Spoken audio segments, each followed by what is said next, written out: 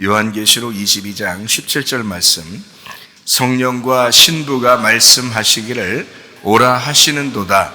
듣는 자도 오라 할 것이요 목마른 자도 올 것이요 또 원하는 자는 값없이 생명수를 받으라 하시더라. 아멘.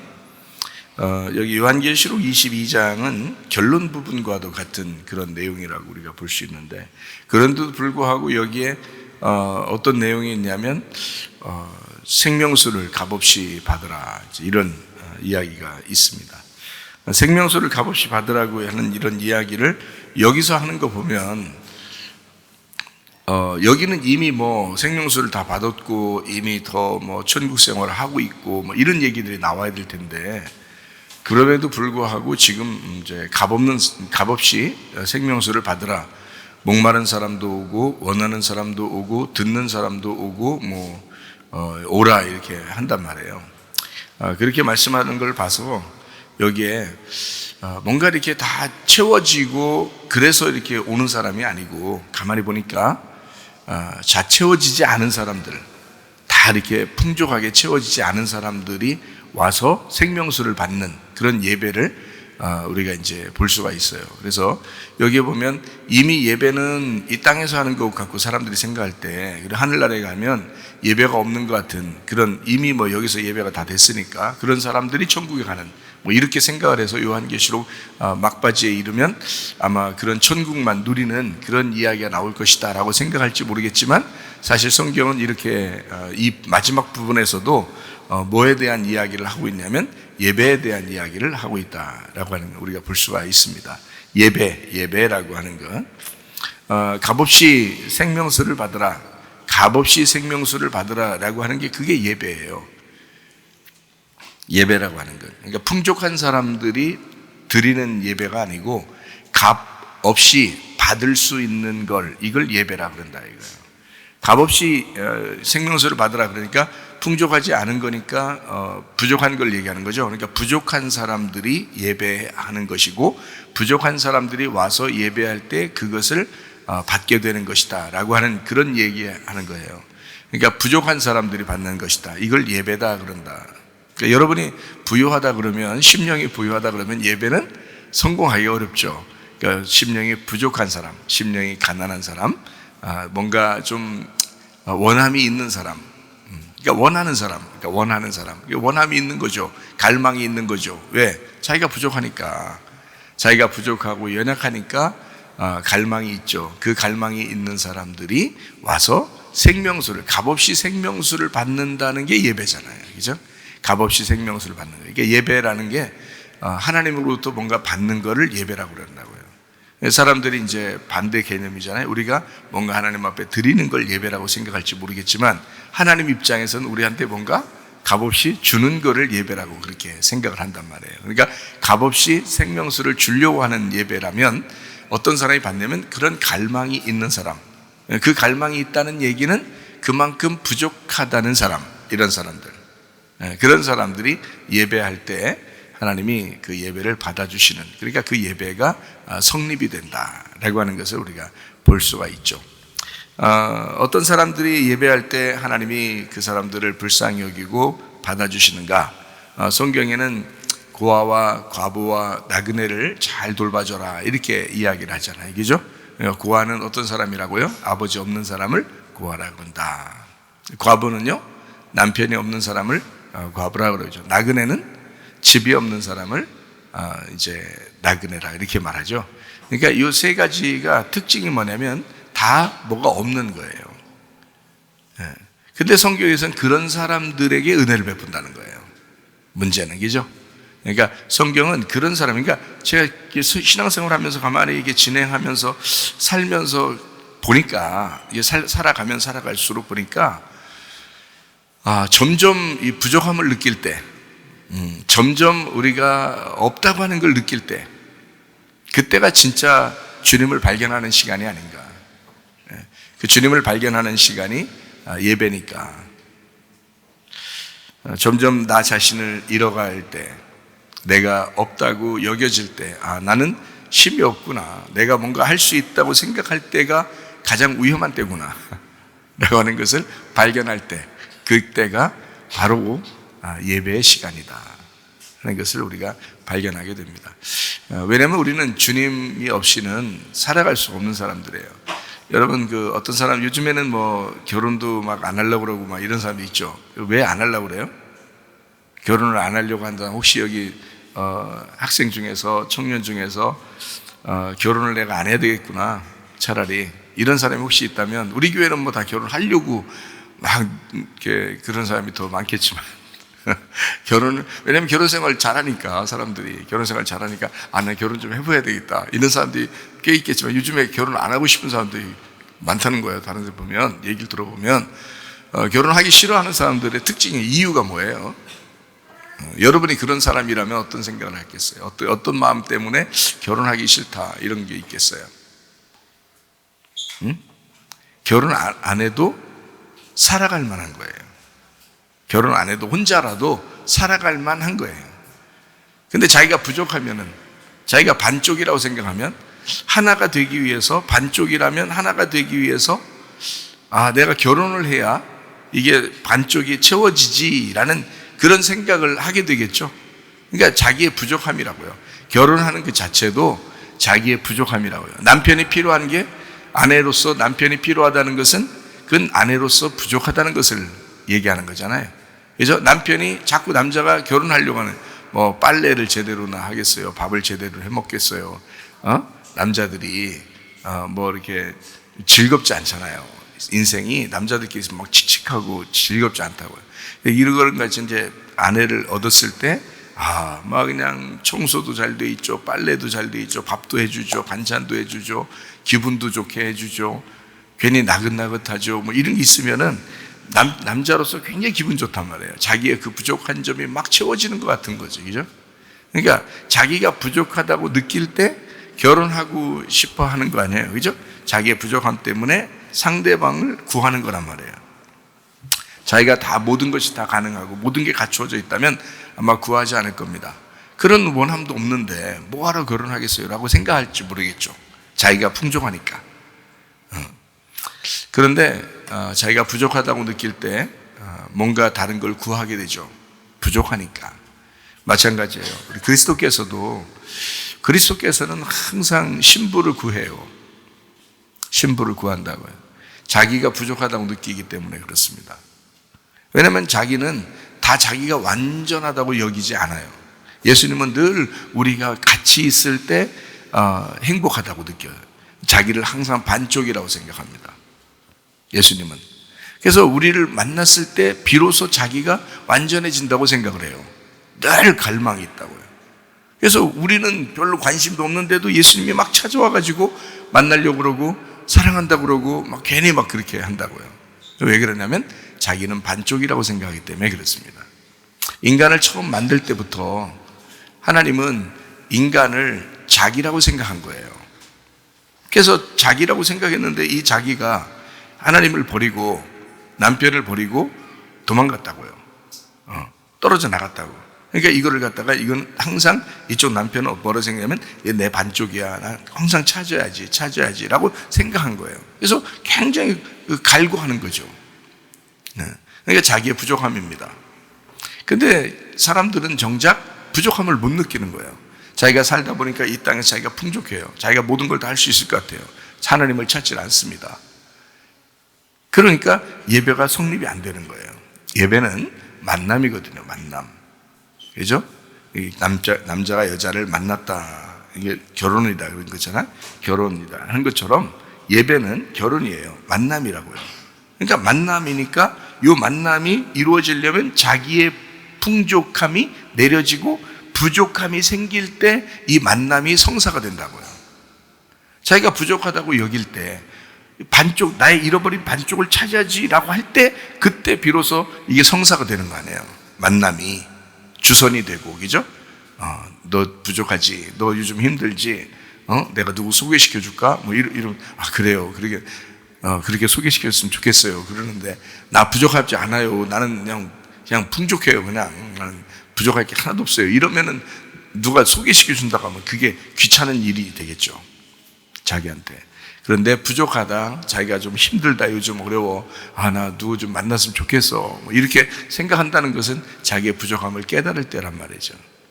그러니까 주님도 우리를 너 나 좀 만났으면 좋겠어, 나는 너를 만나고 싶어, 그래서 주님이 먼저 만나자고 하는 거예요. 예배라고 하는 건 그래서 주님이 항상 먼저 만나자고 하는 거예요. 사람들은 우리가 먼저 자꾸 만나자고 하면 하나님이 겨우 만나주시는 그런 걸 예배라고 생각할지 모르겠지만 사실 하나님 입장에서는 달라요. 하나님은 항상 자기 쪽에서 먼저 만나기를 원하신다고. 그래서 하나님 쪽에서 먼저, 사람들이 전혀 관심도 없는데도 자꾸 말해주는 거예요. 전혀 관심도 없는데도. 어떤 사람은 막 관심을 가져요. 그 사람은 심령이 가난해서 그런 거고, 진짜 관심도 없는데도 막 자꾸 가르쳐 주려고 그래요. 왜냐면 하나님은 그 마음이 먼저, 자기가 먼저 우리를 사랑하기 때문에 그렇습니다. 사람들이 안 알아줘도, 여러분 진짜 누구를 좋아하면요, 그 사람이 안 알아줘도 계속 짝사랑하죠. 그 짝사랑이 진짜 사랑이에요. 짝사랑이 진짜 사랑인데, 그쪽에서 만약에 어느 날 이 사람이 짝사랑한다는 걸 알았어. 그럼 이게 탁 만나게 되죠. 얼마나 흥분되는 일이겠어요. 그죠? 사실 이제까지 우리가 주님을 짝사랑해 본 적이 얼마나 되나요? 주님이 우리를 짝사랑하시죠. 사실은 주님이 우리를 짝사랑하셨죠. 나는 주님을 만나고 난 다음에 내가 얼마나 그 마음을 알고 울었나 몰라요. 예수님이 나를 놓지 않고 사랑하셨구나. 내가 너무했구나. 내가 진짜 하나님을 너무 멀리했구나. 내가 하나님한테 너무 속상하게 했구나. 하나님으로부터 내가 너무 멀리 떠나가려고 했구나. 내가 하나님한테 진짜 망나니처럼 행동했구나 라는 것을 알게 됐어요. 주님을 만났을 때 그 주님이 변함없이 끊임없이 나와 함께하고 사랑하고 있었다는 사실을 내가 알았어요. 그거를 만났을 때 눈물이 앞을 가려서 도저히 해결할 수가 없어요. 내가 스스로 눈물을 그칠 수가 없어요. 그 사랑이 너무 감사해서, 그 사랑이.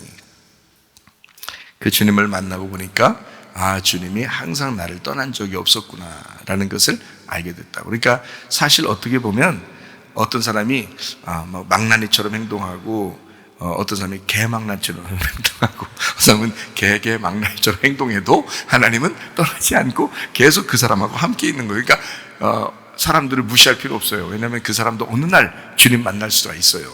그 사람도 고개를 돌리면 주님이 같이 계시거든요. 거기에 계속 같이 있는 거예요. 그런데 못 느끼는 거예요. 주님이 막 같이 있는 것 같지 않고, 그러니까 내 마음대로 생활하려고 하고 그렇게 했겠죠. 그죠?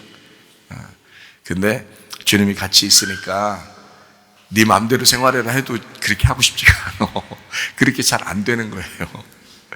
네 마음대로 해라 해도 그렇게 잘 안 돼. 그 자유를 주님을 위해서 쓰고 싶고, 나를 사랑하시고 변함없이 떠나가지 않으시고 항상 같이 있는 그 주님과 함께 시간을 보내고 싶은 거예요. 그래서 교회에 늘 같이 있고 싶고, 또 학교에도 늘 같이 있고 싶고, 이렇게 학생들하고 청년들하고도 늘 같이 있고 싶고, 그렇게 주님이 사랑하시니까, 주님이 여러분을 사랑하시니까 그 양들과 함께 이렇게 같이 시간을 보내는 그것이 가장 나에게 행복이다. 그 주님의 행복이 나의 행복인 것을 깨닫게 된 거죠. 그러니까 신랑이 행복하면 신부가 같이 행복한 거예요. 신랑이 행복하면 신부가 같이 행복한 거예요. 이걸 뭐라 그러냐? 예배라 그러는 거예요. 그러니까 예배는 꼭 여기 와서 무릎 꿇고 앉아 있었으면만이 예배가 아니고, 내 생활 가운데 주님이 늘 떠나지 않는 게 그게 예배라고요. 주님을 늘 생각하는 거, 그게 예배라고요. 그러니까 주님을 만나고 나니까 그걸 깨달은 거예요. 그래서 제가 주님을 어떻게 생각한다고요? 사랑의 하나님, 긍휼의 하나님, 자비의 하나님, 나를 용납하시고 용서하시는 하나님, 그럼에도 불구하고 용납하시는 그런 하나님이었다라고 하는 것을 발견하게 된 것입니다. 제가 어떤 상태에 있을 때 만났다고요? 제가 풍족하고 내가 그래도 내 할 일이 할 수 있고 내 힘이 있고 이럴 때 주님 만난 게 아니라, 내가 정말 비참할 때, 내가 정말 비참하다고 느껴질 때, 내가 아무것도 아니라고 하는 것을 느껴질 때, 주님 아니면 나는 정말 한치의 소망이 없구나라고 하는 것을 깨달을 때, 그때 주님을 만나게 되었다. 그러니까 한마디로 말하면 그런 사람들만 우리 주님께서 구원하시더라는 거예요. 성경을 가만히 이렇게 보니까요. 그런 사람들만. 그래서 죽은 자가 살아나는 겁니다. 주님은 죽은 자가 돼야 살리는 거예요. 병든 자가 고침을 받는 거예요. 고아가 아버지를 만나는 거고, 과부가 남편을 만나는 거고, 나그네가 집을 찾게 되는 겁니다. 나그네가 안 돼봤으면 집을 못 찾을 이유가 없죠. 자기가 원래 집이 있는데 무슨 집이 또 집이 필요하겠어요. 여러분이 살고 있는 이 집이 진짜 우리 집이라고 늘 느끼고 있는데 어떻게 다른 집이 필요하겠냐고요. 이 집은 내 집이 아니구나라고 할 때 진짜 집을 찾겠죠. 내 남편이 진짜 내 남편이 아니구나라는 걸 알 때 그때 진짜 남편을 찾을 거 아니겠습니까? 내 아버지가 내 아버지가 아니구나라는 걸 알았을 때, 그 비참하게 느껴질 때, 이 세상에 있는 누구라도 아버지도 남편도 집도 나에게 만족을 주지 못할 때, 그거를 깨달을 때 비로소 진짜 남편을, 진짜 아버지를, 진짜 집을 찾고 싶을 거 아니에요. 그렇지 않겠어요? 성경은 우리에게 그렇게 그런 부족한 자들이 와서 값없이 그 생명수를 받으라 라고 하는 거죠. 그러니까 그 생명수를 값없이 와서 받으라 하는 게 뭐라고요? 예배라고요. 그게 예배. 와서 값없이 생명수를 받으면 예배가 되는 거예요. 값없이 받으라는 거예요. 값없이. 그러면 값없이 왜 값없이 받으래요? 왜 값없이 받으라 그래요? 줄 값이 없으니까 그런 거야. 줄 값이 없으니까. 나그네죠. 집 없죠. 과부죠. 남편 없죠. 고아죠. 아버지 없죠. 뭘 줄 게 있어요, 아버지. 하나님께 뭘 가져와가지고 생명수를 달라고 하겠어요. 생각해봐요. 줄 게 없는 거야. 아무것도 자기가 줄 게 없는 그 사람들만 구원받는다. 그런 사람들만 예배가 성립된다는 거야. 하나님이 그런 사람들에게만 값없이 생명수를 주겠다는 거예요. 우리 교회에서 진짜 구원받을 사람들은 심령이 가난한 사람들이 돼야 돼. 그래야 구원받아요. 겸손한 사람들만 구원을 받습니다. 그래서 저도 진짜 겸손해야지. 왜냐하면 겸손해야지 그 주님과 함께 동행하는 거죠. 겸손하지 않으면 자기 혼자 사는 것 같이 느껴지거든요. 그럼 안 돼. 늘 겸손해. 그러니까 막 교만하라고 하고 막 누가 좀 목사님 뭐 어떻게 이런 것 좀 대단한 것 같아. 그렇게 해도 그런 느낌이 별로 안 들어. 뭐가 막 일이 잘 풀려도 뭔가 막 흥분되지가 않아. 막 아파도 뭐 죽을 것 같지도 않고요. 왜냐면 주님이 또 살려주실 것 같고. 그러니까 하나님이 나의 부족한 때, 그때 주님이 나와 함께 하실 것이다. 내가 아플 때, 우리가 가난할 때, 내가 아무것도 없을 때, 내가 고아라고 느낄 때, 과부라고 느낄 때, 나그네라고 느낄 때, 내가 못 배웠을 때, 그때 우리 주님이 나와 함께 하신다. 주님은 진짜 그때 예배라고 생각하신다. 그때가 진짜 예배하는 시간이다. 고린도전서 1장 19절 기록된 바 내가 지혜 있는 자들의 지혜를 멸하고 총명한 자들의 총명을 폐하리라 하였으니 했습니다. 기록된 바, 이거 말씀에 있다는 얘기죠, 그죠? 말씀에 있다는 얘기고, 지혜 있는 자들의 지혜를 멸한다 그랬어요. 총명한 자들의 총명을 폐한다. 이게 기록이 되어 있다는 거예요. 이게 하나님 말씀이라는 거예요. 그리고 이사야 29장 14절에 나오는 말씀이네요. 그러므로 내가 이 백성 중에 기이한 일, 곧 기이하고 가장 기이한 일을 다시 행하리니 그들 중에서 지혜자의 지혜가 없어지고 명철자의 총명이 가려지리라. 주님 오면 이 세상의 지혜는 지혜가 아니요, 이 세상의 명철도 명철이 아니다. 주님이 우리의 지혜가 되시니까, 그 주님을 이해하는 게 총명이니까.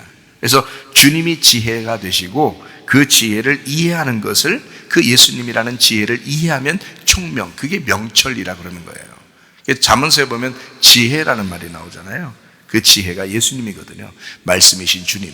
말씀이신 그 주님을 총명, 그래서 우리 보고 잠언서에 뭐라고 주장하냐면 지혜가 있어야 되고 총명이 있어야 된다, 이렇게 말하거든요. 그 지혜와 총명이라는 게 뭐냐면 예수님이라는 말씀, 그 말씀을 너가 이해해야 된다, 이렇게 지혜와 총명을 소개하거든요. 자, 고린도전서 1장에 26절부터 29절을 한번 볼까요? 형제들아 너희를 부르심을 보라. 육체를 따라 지혜로운 자가 많지 아니하며 능한 자가 많지 아니하며 문벌 좋은 자가 많지 아니하도다. 그러나 하나님께서 세상에 미련한 것들을 택하사 지혜 있는 자들을 부끄럽게 하려 하시고 세상에 약한 것들을 택하사 강한 것들을 부끄럽게 하시며 하나님께서 세상에 천한 것들과 멸시받는 것들과 없는 것들을 택하사 있는 것들을 패하려 하시나니 이는 아무 육체도 하나님 앞에서 자랑하지 못하게 하려 함이라. 하나님만 우리의 지혜가 되시기 때문입니다. 그러니까 예수 그리스도가 이 땅에 오시면 이 세상에 있는 것들이 자기들을 자랑할 수 있는 게 하나도 없다는 거예요.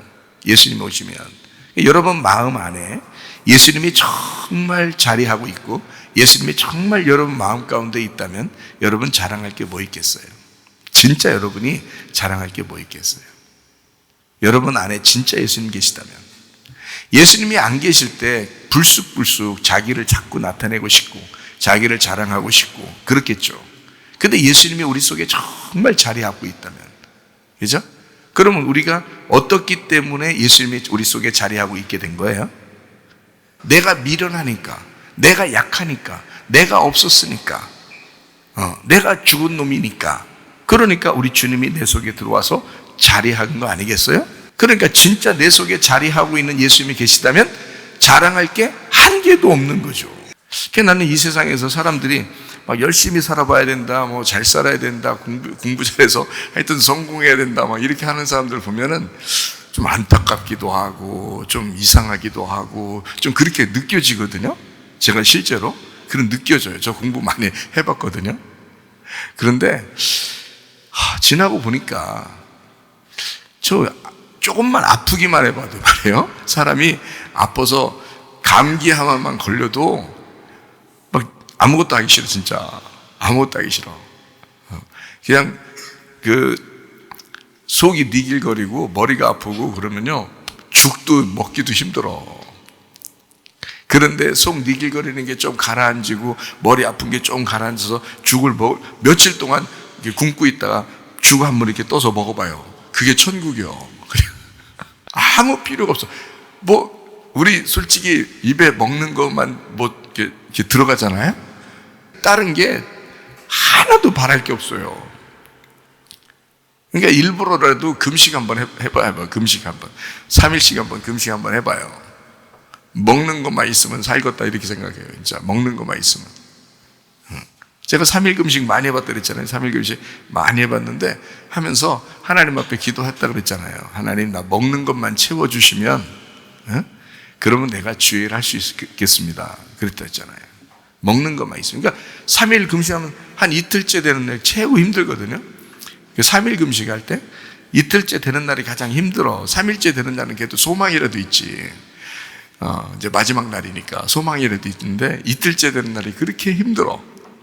뭐 먹고 싶어 막 죽겠어. 그 먹는 것만 그때 그래서 이렇게 생각돼요. 첫째 날 지나고, 첫째 날은 그래도 그 전날 먹은 게 있기 때문에 그냥 지나요. 근데 그 이틀째 되는 날 보면 이렇게 단 게 땡기는지 말이에요. 배고프니까. 초코파이 같은 거 있죠. 이렇게 한 입에 넣고 싶어 막. 한 입에.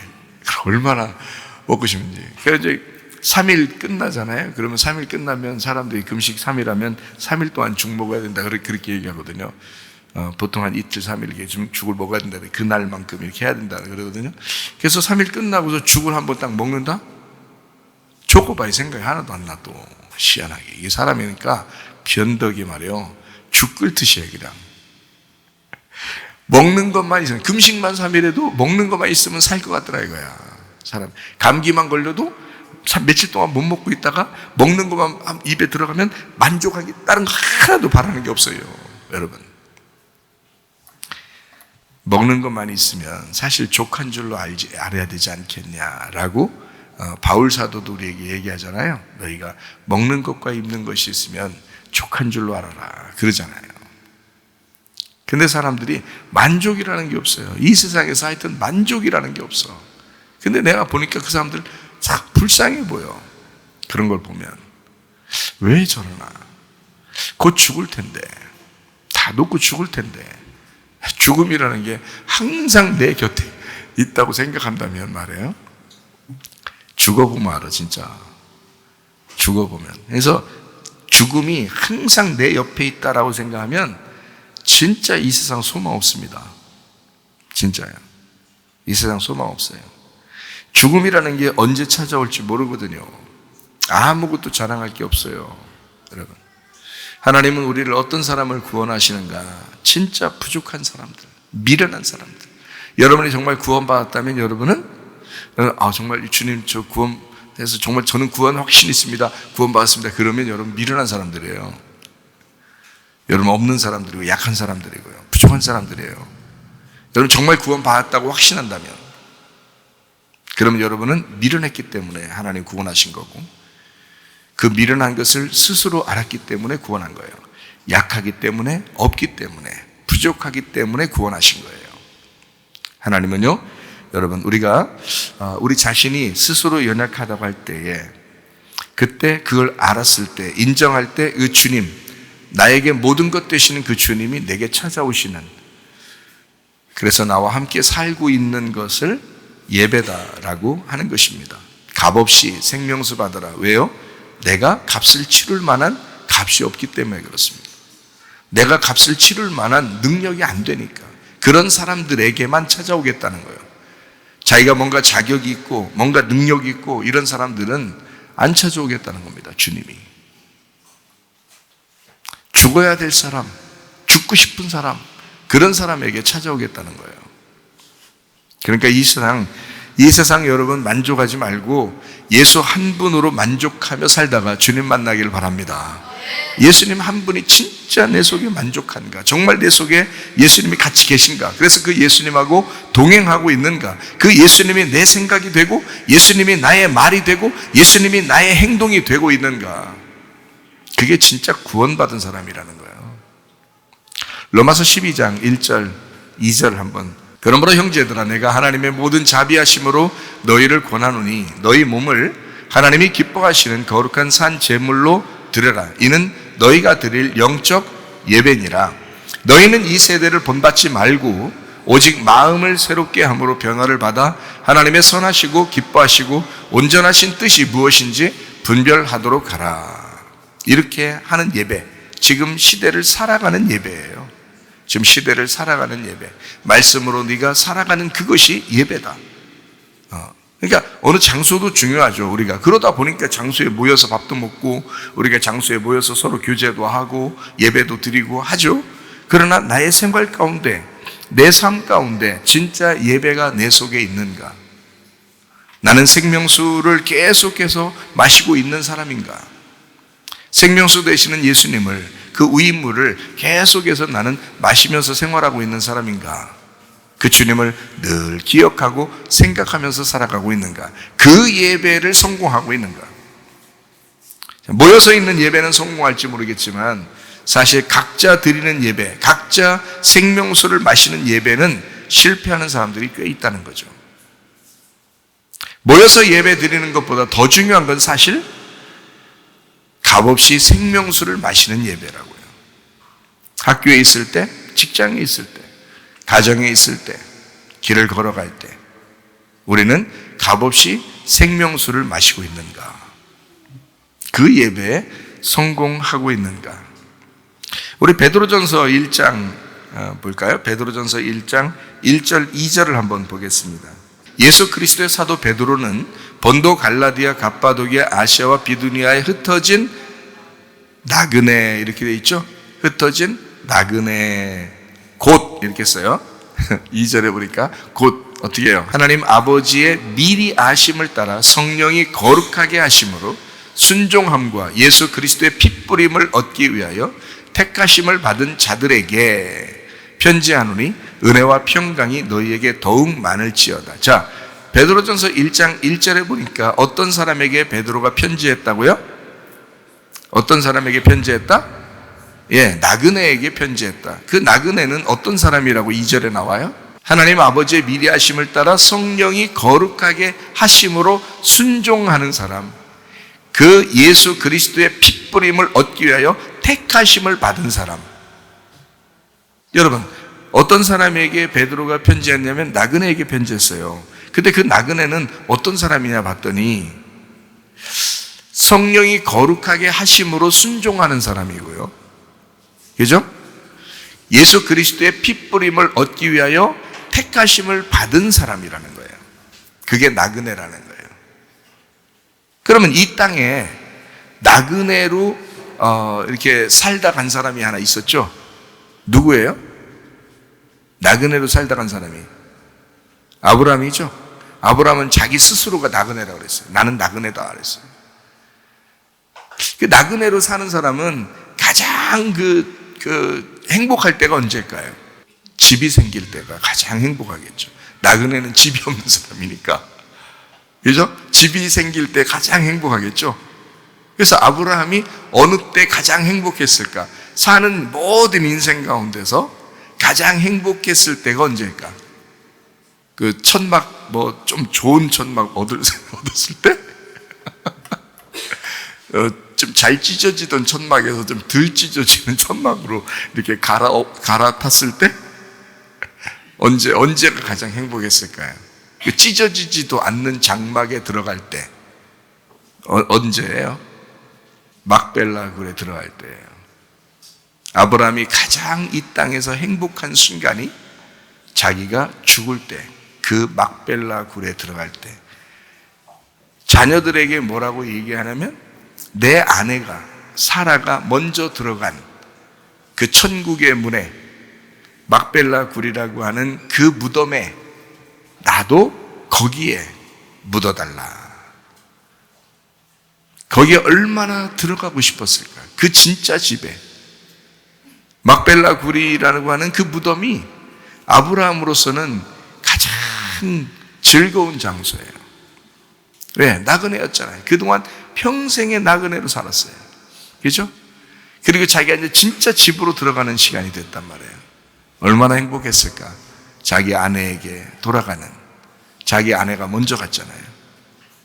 자기 아내에게 돌아가는 그 시간, 그 진짜 집으로 가는 시간, 그 본향을 향하여 가는 시간, 하늘의 문을 열고 하늘에 들어가는 그 시간, 무덤으로 들어가 하늘로 통과하는 그 문, 그 장소에서 아브라함이 얼마나 행복했을까? 그게 나그네 인생이라는 거예요. 아브라함의 그 나그네 인생. 아브라함은 하나님이 부르실 때부터 죽을 때까지 나그네 인생을 살았다. 그가 고백했어요. 그러면 그 나그네 인생이 어떤 인생이라고요? 보니까 성령이 거룩하게 하심으로 순종하는 시간들이다. 예수 그리스도의 핏부림을 얻기 위하여 택하심을 받은 사람이다. 이거를 나그네라 그런다. 그 나그네라고 하는 건 집이 없으니까 떠돌이잖아요. 그죠? 떠돌이에요. 그러니까 떠돌이니까 집하고 분리가 된 사람이란 말이에요. 분리된 사람. 그러니까 떠돌이에요. 분리가 됐어요. 다른 사람들은 다 집이 있어요. 이 사람만 집이 없는 거예요. 근데 하나님은 이 땅에서는 나의 집을 구하지 말라는 거예요. 우리의 집을 구하지 말라는 거예요. 나그네로 살으라는 거예요. 우리 보고. 그리고 베드로도 나그네 애들에게 편지하겠다는 거예요.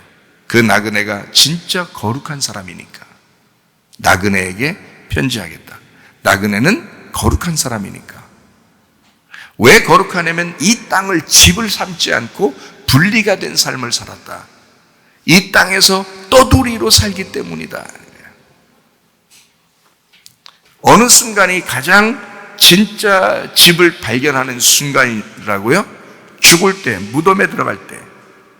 다시 말하면 지금 우리가 나그네로 분리된 거룩한 인생을 살다가 가정에서, 직장에서, 학교에서 계속 살아가다가 예배 드리러 나올 때, 이 무덤에 나올 때, 그때 우리는 진짜 본향을 찾는 것 같은 이 시간이 값없이 생명수를 받는 아주 중요한 기쁘고 행복한 시간이라고요.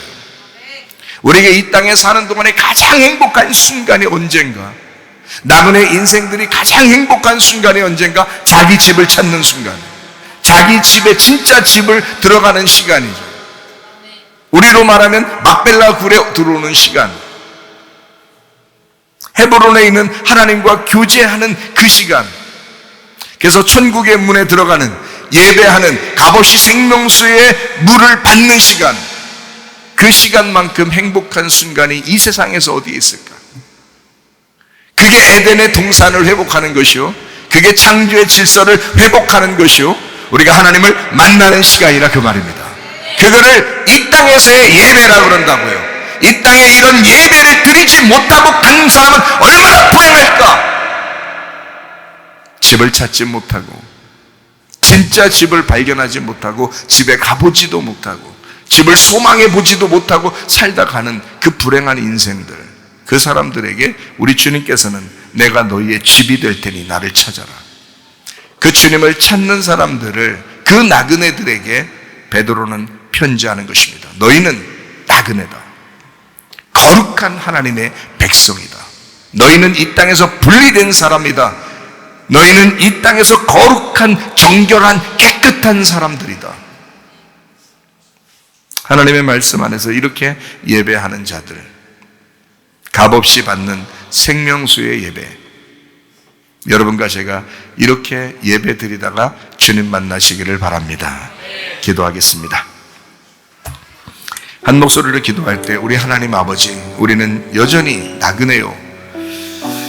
내가 못 배웠고 미련하고 부족하고 가난하고 고아이며 과부이며 그렇게 연약하고 없기 때문에 우리 주님께서 그래도 불쌍히 여기셔서 우리를 부르시고, 값없이, 네가 값을 치를 수 없기 때문에 값없이 생명수를 받으라고 우리 주님 우리에게 부탁하는 그 주님, 우리가 값없이 생명수를 받아 그 생명수의 물로 예배하다가 주님 만나게 하옵소서.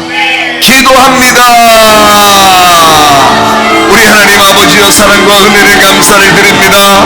진실로 이 땅에 살면서 하나님, 우리는 나그네 인생이요, 하나님 주님 없이는 살아갈 수가 없는, 주여 부족하고 연약하고 능력 없는 사람들이요, 하나님 아버지요, 우리가 아플 때, 우리가 부족할 때, 우리가 미련할 때, 우리가 나그네일 때, 우리가 과부일 때, 우리가 고아일 때 여전히 그 곁에 계시며 함께 하시는, 동행하시는 우리 주님과 함께 하나님 아버지 예배하다가 주님 만나게 도와 주시옵소서. 비염은 떠나갈지어다, 아토피 떠나갈지어다, 위장병 떠나갈지어다, 어지럼증 사라질지어다, 두통은 사라질지어다, 류마티스 간질염 떠나갈지어다, 어깨 통증 사라질지어다, 허리 디스크, 목 디스크 떠나갈지어다, 심장병 온전해질지어다, 각종 종양 암덩어리 떠나갈지어다, 감기 몸살 온전해질지어다, 협착증 사라질지어다, 건선 피부 온전해질지어다, 이명은 사라질지어다, 자기면역 질환 온전해질지어다, 식병 사라질지어다, 유리결석 떠나갈지어다, 전립선 온전해질지어다, 우울증, 불면증, 공황장애, 두려움, 불안, 초조 다 떠나갈지어다, 음란, 거짓, 도출, 미움, 욕심형은 다 떠나갈지어다, 아까 더러운 귀신들아, 질병 가지고 떠나갈지어다, 감기 몸살 다 온전해질지어다. 우리 하나님, 우리 모두 다 건강하게 하셔서 주님과 동행하며 값없이 생명수를 받아 예배 송구하다가 주님 만나게 도와 주옵소서. 예수 그리스도 존귀하신 이름 받들어 기도 올리옵나이다.